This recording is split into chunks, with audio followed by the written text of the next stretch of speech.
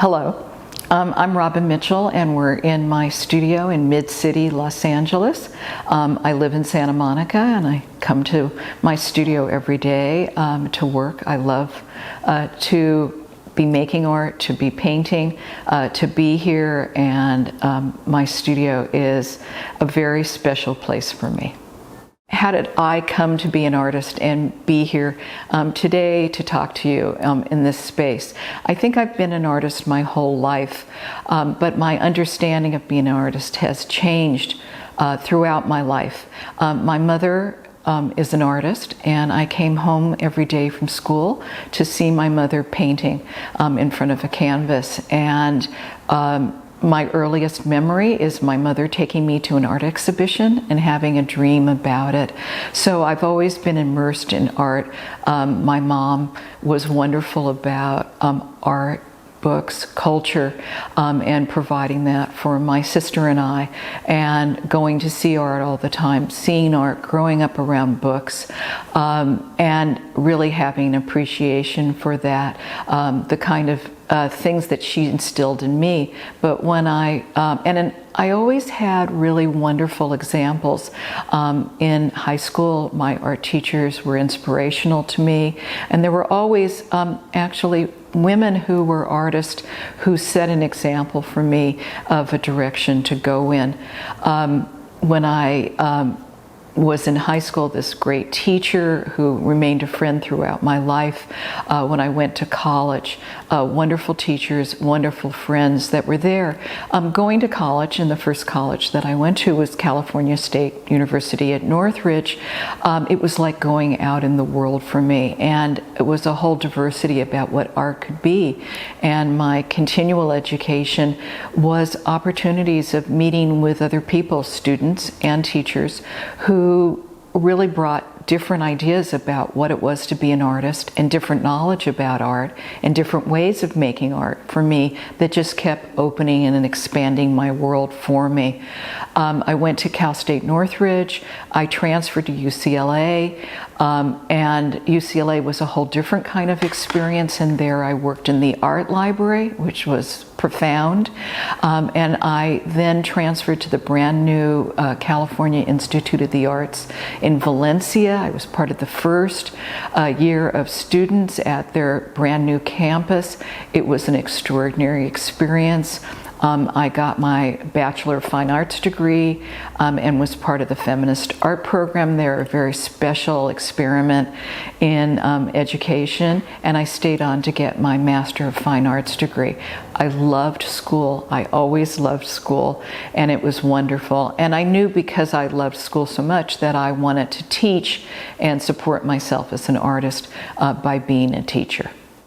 I'm influenced by lots of different things. I'm an avid reader, and I'm an avid art book collector. When I was in college, I worked in the art library, and it was an incredible experience. It instilled a love of books, and when I got out of college, I worked in art bookstores. And I have a wonderful collection of art books that I look at all the time. During the pandemic, one of my treats has been I've taken a book every day and I go through it and rediscover what was in that book, what did that artist do, what was in that embroidery that influenced me, and it's been very exciting. So I'm always looking, I'm always adding to my book collection.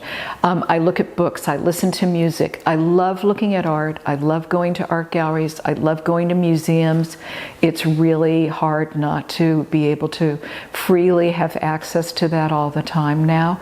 And those things feed me, and they feed me and encourage me to work. They feed me to where my work is developing. I also see my own development. I've been making art long enough now to see patterns in my work. And I think of my development as an artist kind of like a spiral. And I see myself coming around and kind of coming near where I was before, but not quite. But I've changed, the world's changed, and I see things differently. And I might pull on elements that I've used in other work. And maybe something that was minor becomes full and large. Maybe it becomes more predominant. Maybe colors set me off. All kinds of things influence me. The paintings that I'm working in currently are part of a large body of work that I've been exploring for about 10 years now. I did a series of small abstracted landscapes, and I took those images and I scanned them, put them in Photoshop. I mirrored them and mirrored them again, just experimenting. The question of how an artist can use a computer is quite diverse, and this gave me an opportunity to create some new images out of old images I had done. Those images suggested to me some really interesting things that dealt with some ideas that I'm enthralled by. Symmetry. They had a sense of the natural world, but they also had a sense of man-made and more manipulated kind of elements. And I wanted to make paintings based on these images. I made a few digital prints, but I wanted to make paintings, and I was trying to figure out how to make the paintings. And then I realized that if I had made the original painting, I could then take the elements. I could take my canvas, make a mark on one side, make a mark on another, and I use those early digital images to make a series of paintings, and you'll see images here that take you kind of through a chronology of them. The images would evolve and change. In the beginning, they were mainly marks. I see myself very much as a mark maker rather than someone trying to create an illusion of a three-dimensional world on a two-dimensional surface. And those marks would often be suggestive of other things. And throughout my art making life, I've always been interested when something that I paint or draw can be suggestive of more than one thing. Maybe it looks like it could be an arm or an eye or a body part or a head or a flower or something else. And I liked when it had multiple possibilities in that. In the earliest paintings in this series, which I refer to as the Code series, because I thought of them as kind of like standing in for a language for something else, I took those elements and I felt over the years that I have moved into the paintings, that I got closer and closer, and elements that maybe had been very small in early ones or just a subset became more primary and began to become dominant in the later work. And those images began to evolve into, in the last few years, a rather central image that radiates out. I often work in many layers, and the layers build up and they have a contrast to one another, and in many of the paintings there has been now an overlay of little stitch-like brushstrokes. What happens, and you can see in the painting behind me, is that there's a strong optical kind of experience with them. I didn't know this would happen, but I was really intrigued when it did happen. This is a painting that's oil paint on canvas, and some of that experience is really physical, and you have to be in front of the work, and it gets a little diminished when you see it perhaps on film or when you see it in a photograph. But there's a constant kind of looking at it where some of the underlayers, your eye catches onto them, but then your eye catches onto the other part, and the overlay seems to radiate out from the center. It seems to pulse in and out, and then there are under elements and things change. Favorite areas for me are when colors might change and how they interact in areas versus other areas that are going on. And so that also intrigues me about the possibilities of what I paint underneath and how I build it on top. I may start painting with a really strong idea of what I want to move towards, but the experience of the painting always changes me, and it's different when I get to the end of it. And sometimes it takes me a little while to see, I know when it's done, but sometimes it takes me a little while to see what's really going on there. And I like to look at my work, keep it up for a while, to have experience with it, and to be able to go and look back through it. This year I had to move my studio, a studio I had for many years. The building was torn down to build a new high-tech complex, and I've moved to a new wonderful studio in January of 2020 that is much bigger than any studio I've ever had. It gives me wonderful space to work in, has incredible light, and I can really get back from my work. But moving also allowed me to re-examine a lot of the work I've done over the years and reconsider it. There were a lot of discoveries for me there. For me, during this pandemic, one of the silver lining for me has been the time to work. I come to my studio every afternoon. It's been a haven and a refuge. I can come from my house and not have any contact with people, and I come here and I have to admit I really escape the world, and I can go deep into my work. It's been an extraordinary creative experience, and a great place to work, and it's really resulted for me in a really very, very rich period in my art making. I often get asked who my favorite artists are, and I'm a real avidly interested in all aspects of the history of art, and there's different things that attract me to different artists, and some of it is inspiration, but often in very different ways. Some people looking at my work ask me if I was influenced by Aboriginal art, and I have to say I like Aboriginal art. I don't think I was influenced that much, but the thing about Aboriginal art that's so interesting to me is that for the Australian Aboriginals, they saw these visual images that they made as records for emotional, psychological, physical travel experiences. And I can relate to that in my own work. And so in that way, I can identify and line up with it. I often, as I said earlier, turn to a lot of my books. One of the artists that I really, really love is Hilma af Klint, hard to say her name, who really came to abstract art far before anyone else, but most people didn't know about her. And recently there was a big exhibition of her work at the Guggenheim, and I made a special trip to New York to go see it, went and saw it twice, and just astounding. And my highest praise that I can say to another artist is I wish I had made it. I was dealing with a lot of imagery that resembled her work before I ever knew about it, because I often think that it came from similar sources in her work. Really quite amazing. She was interested in the spiritual and the occult, and was trying to find a visual language in which she could explain things that she was philosophically attracted to. And the work is amazing. Also really affirming for me to see the exhibition, to see her work, was it kind of reinforced everything that I felt about art and my own art making. It was a real reaffirmation. I turn to all kinds of things for inspiration. This is a book on ancient maps, and early maps often have very little to do with geography, but are so incredible when it comes to the kind of imagery that's there. And so how do you do it? There is a whole world of Jain maps, Jain, that are the body represented as a world and turned into a map.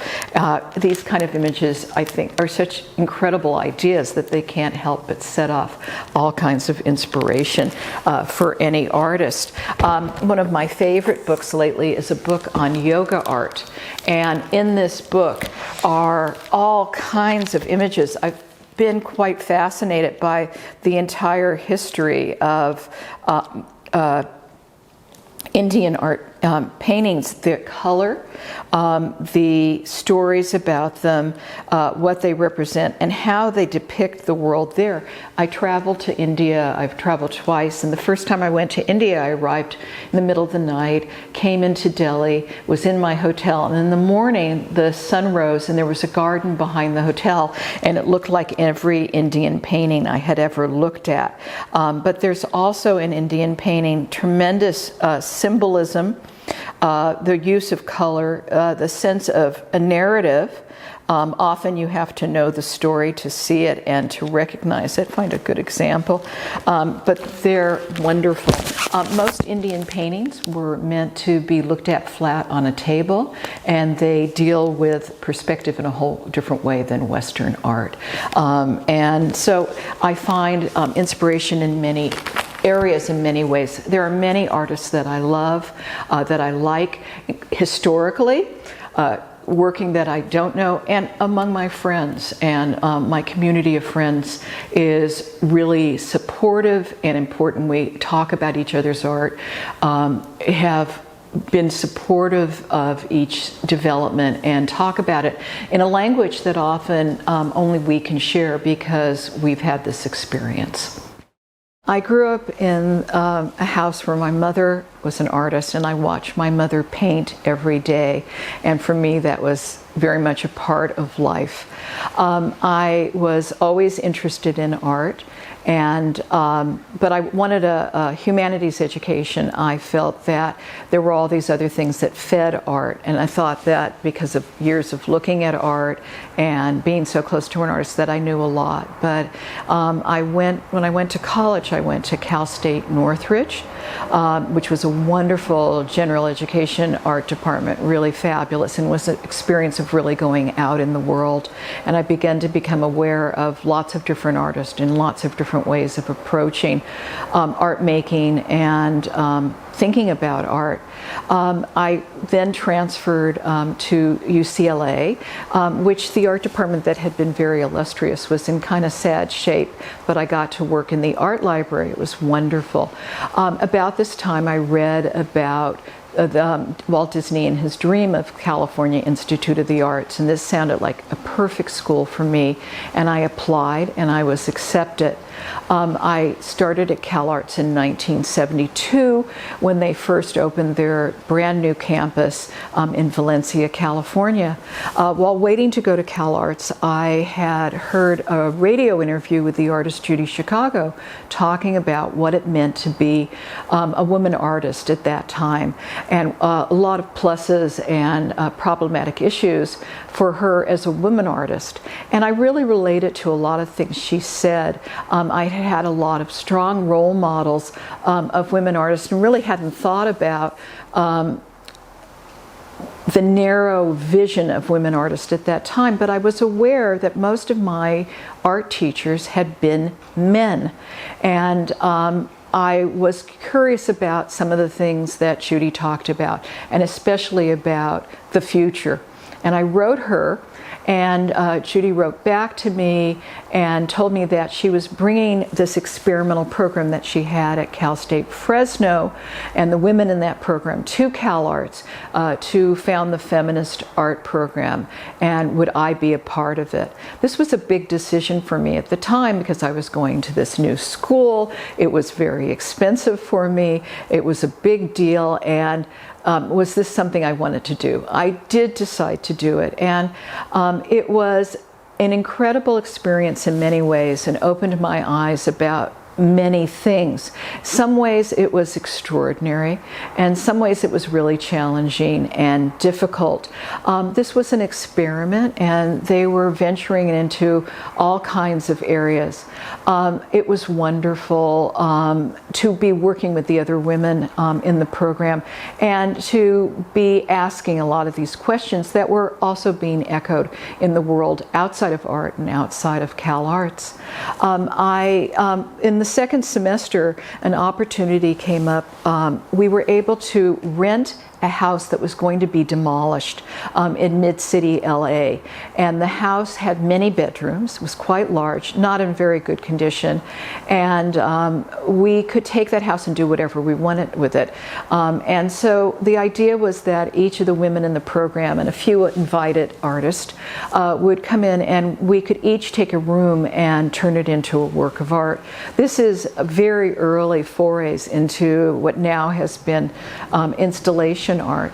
And the room that I had, one of the bedrooms, I chose to, after a lot of trial and error, I chose to make this room like one of my paintings, but three-dimensional. I painted on the floor, the ceiling, the walls, the furniture, everything in the room in the abstract kind of gestural brushstrokes that I was using in the paintings that I was doing at the time. It became like a three-dimensional version of one of my paintings. I received a lot of flack at the time from some people because my room was not overtly political. But I also received a lot of kudos from people that I respected, that my room was maybe one of the true artist rooms, that I had turned the room into a painting. I did it all very unconsciously, but it resonates across time. There recently was an exhibit at the Rose Art Museum in which images of my room were included in the exhibit, and it received a lot of attention, and I was amazed that over many years these work could go across time and still have relevance in contemporary art today. And I see a lot of things that have influenced me over the years.